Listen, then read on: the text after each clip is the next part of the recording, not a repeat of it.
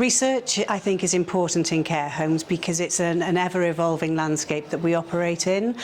So there's an awful lot of best practices that can be shared with other people, and also we're always very keen to be on the forefront of any innovations and working with people to take the next steps and keep making life as good as it can be for the residents. ENRICH Cymru have been wonderful. The team that we've engaged with, we worked together on creating the climate change comic book, and the activities team worked with the residents, fed back to them, and then we were really proud to be part of the Senedd presentation afternoon, sort of acknowledging the contribution that we had made, and now that book is published, which is fantastic.